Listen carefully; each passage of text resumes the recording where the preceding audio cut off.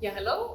My name is Sonja Schmid. I'm a professor in physical chemistry at the University of Basel, and I would like to briefly tell you a little bit about the work that we do here in research.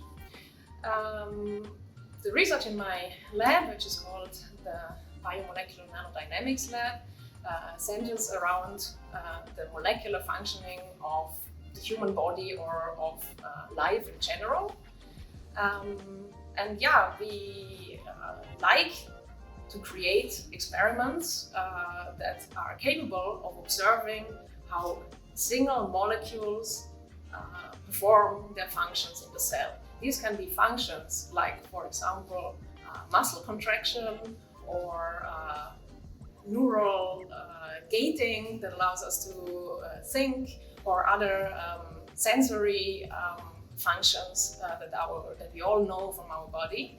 All of these are generally based on molecules, in most cases protein molecules, that undergo specific dynamic rearrangements, so movements at the nanoscale, that with our experiments we can measure, we can resolve, we can reveal, we can quantify, and we like to do that in order to gain more information about the healthy state of these functions and also the diseased state to inform future therapies.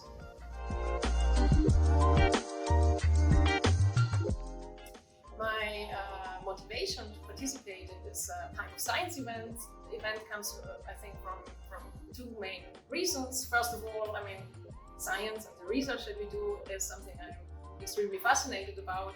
So, who doesn't like to talk about things you're fascinated about? It's, I think, a very general thing. And the other reason is that I feel as scientists we're oftentimes or even mainly funded by taxpayers' money. So I think it's simply also my job to share with the general public what we actually do in the lab, what we do with the taxpayers' money, in fact. And I think it's great that as scientists, our job is to create knowledge as much as we can. And if I can share this, again, as good as possible with everybody, with the general public, I think that's simply also part of my job. And I think it's particularly important as we see, for example, during the pandemic, where all kinds of ideas and non-scientific things were passed around.